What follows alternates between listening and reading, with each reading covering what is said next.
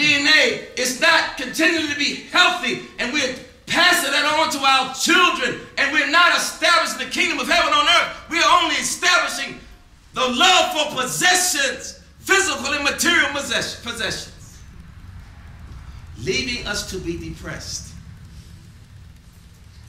Now, what is happening in the world? Everything is coming down. Everybody is frightened. Satan is threatening everybody with their possessions, threatening them with poverty. Because they're not clear and have not been protecting their physical or spiritual DNA, they have become rebellious. And even though they have money, they are still broke. There's no leadership that can raise the people up. People can not just be raised up economically, because no one stays here. Esau Ibn Maryam says, why gain the world and lose your soul? There's no distinction between what they brought, but there's a continuum of it. Allah now is making it more personal with us. Everybody thinking that they are entitled to something. That is your fault that I don't have what I need to have. It's the white man's fault. It's the black man's fault. It's the yellow man's fault. It's the green man's fault. It's the fault of the Christians. It's the fault of the Muslims. It's the fault of the Jews. It's the Hindus' problem. It's the problem of those who go to temples. No, it must be the atheists because they don't believe in Allah.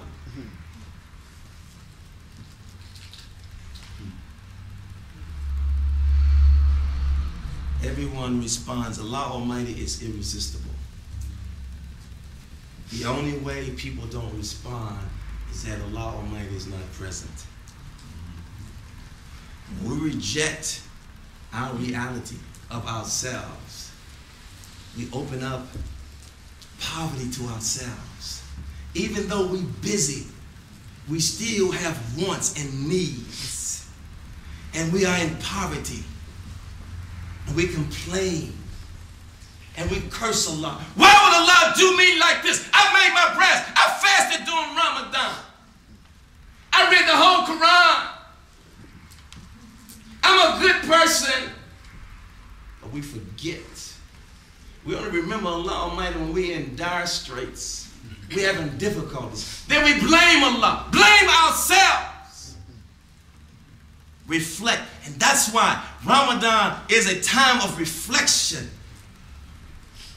So we can look at our foolish selves and say, you know what? I did it. I did this to me.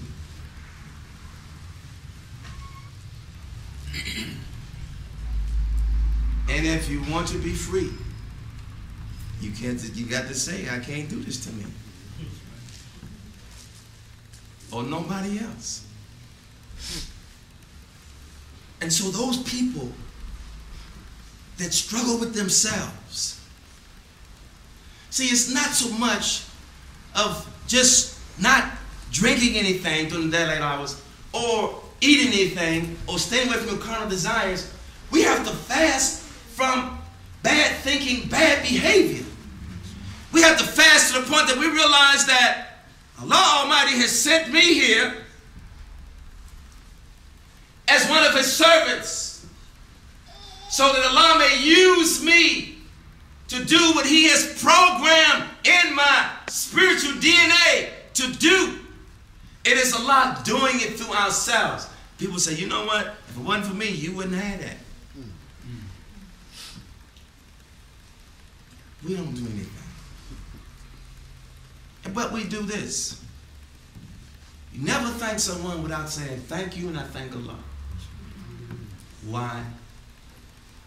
Because that person, if that person allows their good to come through, we thank them for fighting their egos so that they could allow that goodness that's in their spiritual DNA to inspire their minds to put their bodies in motion to do something good.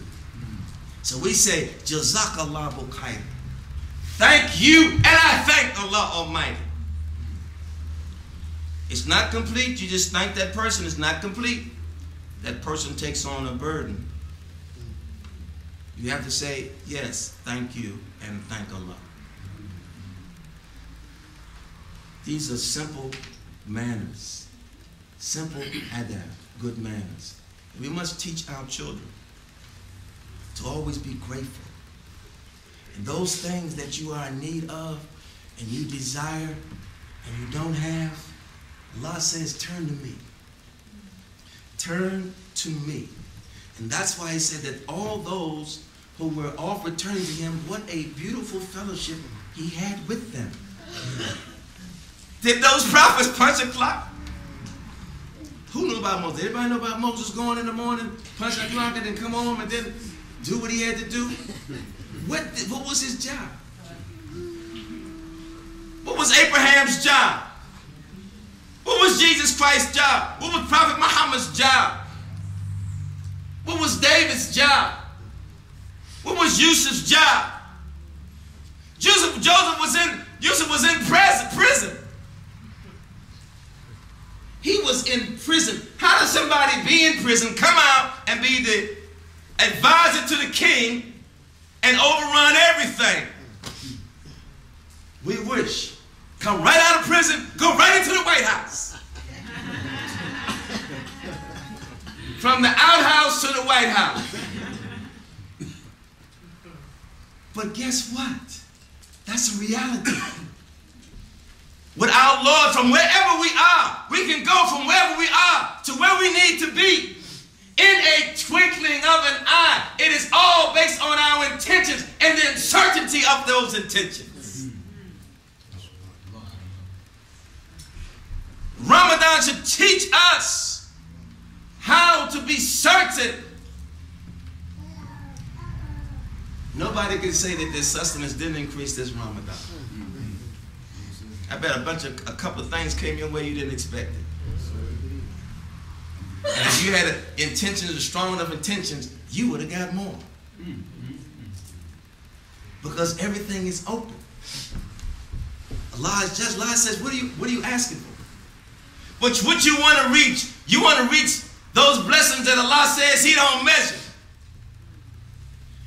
You want to always have blessings coming on you,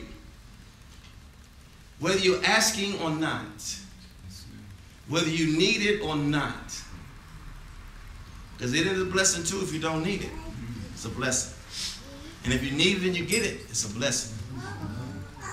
So those people have to be blessed people who their blessings are always falling on them in order to bless the land. And that's why people say, you know what? Make your Hajj.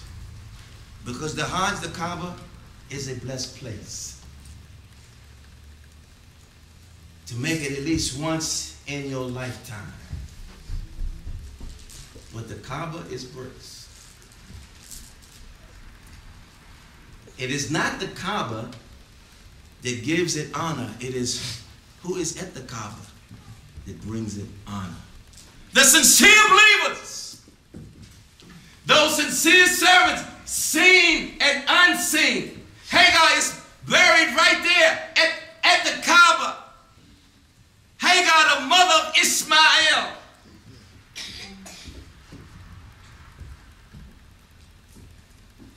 Who was left in the desert with her baby. And they asked their Lord. They were in the desert, didn't have anything. She asked her Lord sincerely, oh my Lord, please help me and my baby. The baby just was happened to hit his foot on the floor of the desert. Out gushed Zamzam water. Zamzam water is water, but it's also food. And guess what? The Zamzam's still flowing. The Zamzam is the bam. Not the bomb, the bam.